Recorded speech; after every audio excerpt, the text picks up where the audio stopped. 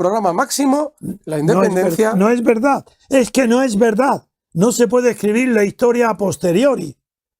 No, en los tiempos de Suárez nadie renunció a nada. Y los que pretendían tener un estatuto o una autonomía querían obtener el máximo poder posible que le permitiera a aquel que lo concedía. No había más que un solo autor, Suárez, que concedía. Y los demás acudían allí esperando que les concediera el máximo posible. Pero no había una relación de fuerza por establecer. La relación de fuerza estaba ya establecida y tenía el dominio de ella, Suárez, de una manera absoluta. Y Tarradellas tuvo la dignidad de ser el último que se rindió a lo que daba Suárez. Y así se lo dije a él, como he contado aquí, y delante de su mujer y de Camilo, el premio Nobel. Camilo José Cela. Sí. Y de Sebastián Auger. Dije exactamente lo que digo ahora. Tarradellas, yo a él le dije, sí, es verdad, reconozco, porque él quiso ante mí no presumir, porque era un hombre sensato y no era presumido, pero sí quiso decirme, para eso me invitó, para decirme que él no se había rendido a Suárez, que él había puesto lo que él quería. Y le dije, no. Cuando terminó, le dije, lo siento, pero yo no pienso así. Usted no se ha rendido, usted se ha rendido a Suárez, solo que ha sido el último. Y como ya conocía las concesiones que Suárez había hecho a los anteriores, quiso obtener un grado, una décima, un puntito más que los demás para justificar el amor propio y el orgullo del catalanismo. Así fue. Voy a leer otro poquito la frase de nuevo para continuar con lo siguiente. Decía, el nacionalismo catalán renunciaba a su programa máximo, la independencia, y el Estado a estar presente en los ámbitos fundamentales de la vida pública catalana. Ocurrió, sin embargo, que la solución autonómica creaba una dinámica expansiva difícil de contener y que, pasado cierto tiempo, las nuevas generaciones nacionalistas se sintieron desligadas del pacto fundacional de la autonomía catalana. Es que no hubo ese pacto fundacional. No hubo pacto, no fue producto de un pacto. Hubo aceptación o no de lo que se concedía, un tira y afloja, sigue. De esta forma, el repliegue del Estado, en vez de servir de garantía a la vigencia del pacto, fue una tentación constante a su incumplimiento. ¿Por qué se repliega? Ese es el tema. Es verdad que ha habido un repliegue del Estado unilateral. ¿Por qué? Vamos a ver. ¿Por qué se repliega el Estado? Y claro, al replegarse el Estado, la relación de poder con Cataluña cambia de fortaleza. El Estado se replega y eso, lo que repliega el Estado, la autonomía de Cataluña lo invade. Automáticamente, no hace falta pacto, ni conciencia, ni tener inteligencia política. Eso lo hace un niño y un animal. Los animales hacen eso. Solo un impensable alarde de lealtad por parte del nacionalismo y su renuncia voluntaria a más altos empeños podían impedir la ruptura del marco estatutario, porque el Estado carecía de capacidad de coacción o hacía dejación de ella para no irritar al catalanismo. Escuchar que dice que carecía, dice o no, como si fuera lo mismo para un historiador, para un hecho histórico decir que los hechos se han producido porque el Estado no tenía capacidad o porque ha abdicado de ella. Cualquier cosa, pues elige una u otra. Si eres historiador, no eres un lógico.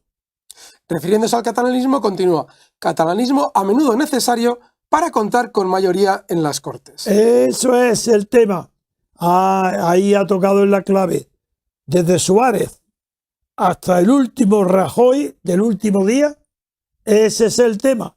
Que para contar con unas mayorías electorales cedían y daban a la autonomía de Cataluña lo que no estaba ni escrito ni pactado, mucho más de estatuto. Y eso es lo que ha ocasionado la fortaleza del poder catalán o de la autonomía respecto al poder del Estado. Pero es que se olvida que la autonomía forma parte del Estado. Es el Estado español. La autonomía no es un Estado catalán en potencia como da a entender ahí. No, la autonomía forma parte integrante del Estado español. Luego el Estado español es que se traicionaba a sí mismo si no actuaba como tal Estado en Cataluña.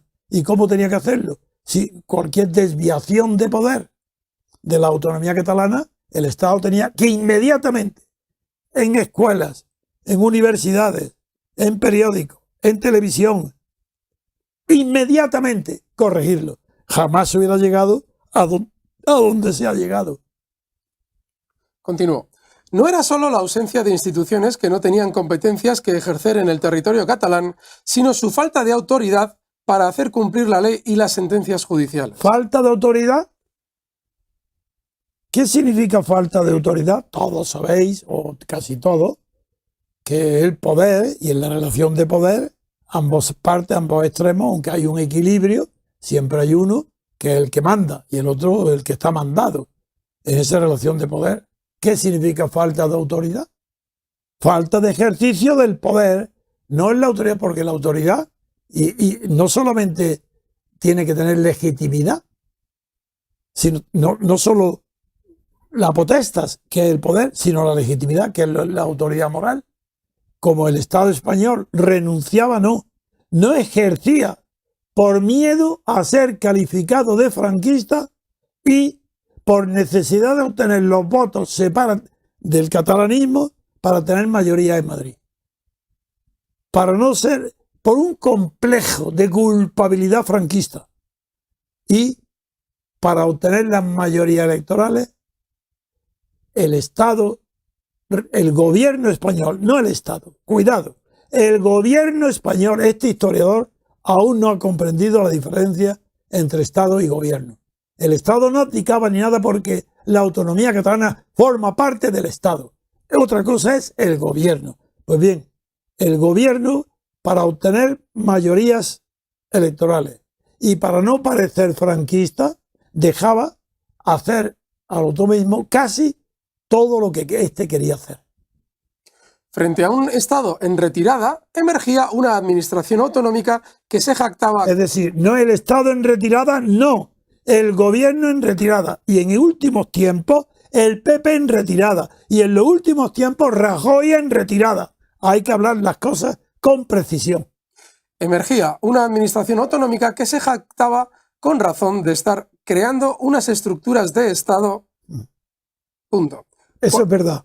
Sí. Eso es verdad. Porque todo lo que creaba la autonomía catalana, el gobierno de la Generalitat, eran temas estatales, no temas autonómicos, no temas de Cataluña dentro de la nación española y del Estado español, no, sino de una Cataluña independiente, crea embajadas, unas oficinas recaudatorias del fisco, todo dimensiones estatales de la política, no gubernamentales, estatales. ¿Por qué no la han prohibido? ¿Por qué no han actuado hace años cuando empezaron las primeras manifestaciones estatales de la autonomía propia de la autonomía catalana? ¿Por qué ni Rajoy ni Zapatero? ¿Por qué Zapatero decía que aprobaría en Madrid lo que aprobaran ellos? Eso sí que es renunciar. Ese sí que Zapatero renunció al poder del Estado. No quiso ejercitarlo. Eso sí que es una traición. Tan responsable es Puigdemont como Zapatero. Porque los dos han perseguido lo mismo. Y ahora tan responsable es Rajoy como de las consecuencias de la aplicación del 155. Tarde y muy mal. Porque el artículo 155 no ha sido aplicado, como ya he demostrado en otras intervenciones. Y seguiré demostrando. Es más, me han invitado a una conferencia en la Complutense de un profesor y he dicho que acepto con la condición que en el anuncio ponga que el señor Trevijano regalará 6.000 euros a cualquier catedrático, alumno, profesor, periodista que allí demuestre que el 155 ha sido bien aplicado. Es decir, no que fuera aplicable, sino que corresponde a la situación existente, a la persona que eso lo demuestre en mi presencia y no lo ponga yo en ridículo leyendo el artículo que dice lo contrario de eso, le doy, si lo consigue, le doy 6.000 euros. Cuando se elaboró el segundo estatuto